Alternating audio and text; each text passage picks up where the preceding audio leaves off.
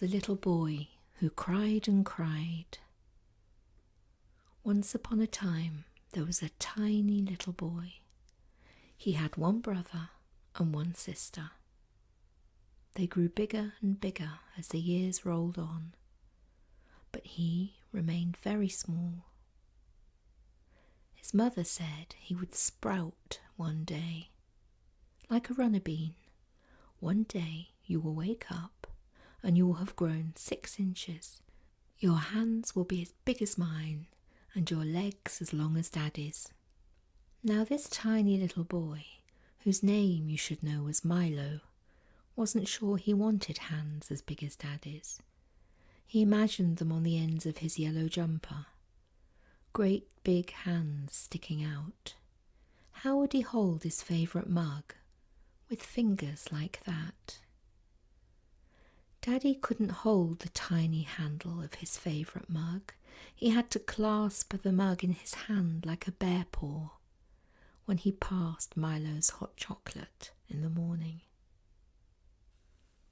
He did think he would like legs as long as Mummy, though. Then he would be able to sit on the worktop like her. She would hop up and chat to Daddy while he cooked supper on his cooking days. But then he thought of his special bed. Mummy had to fold her legs up when they lay side by side to read a story on Milo's bed. Her long legs didn't fit straight. Milo didn't want to have to fold his legs up. They would be all bent when he was old if he did that.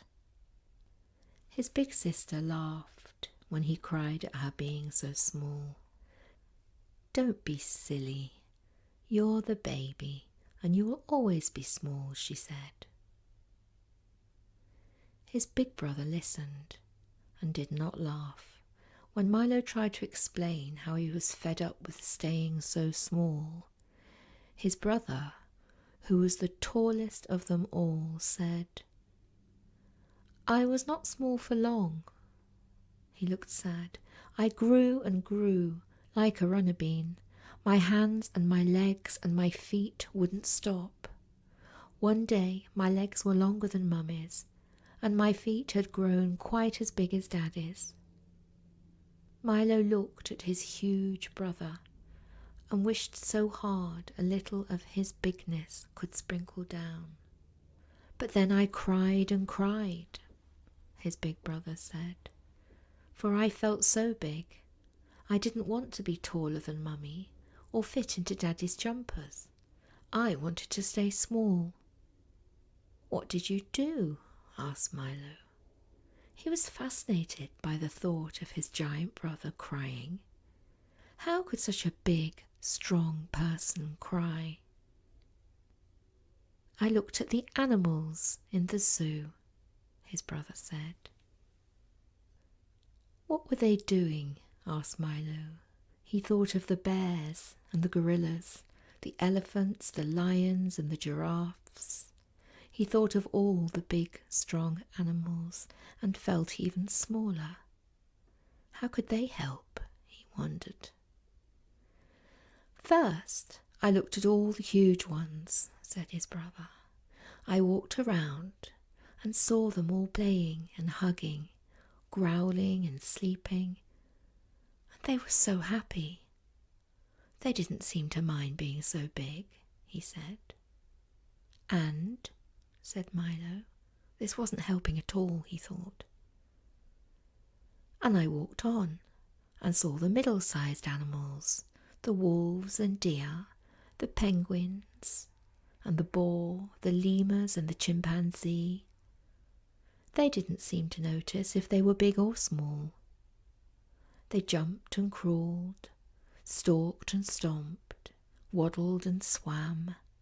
They were too busy having fun to think at all.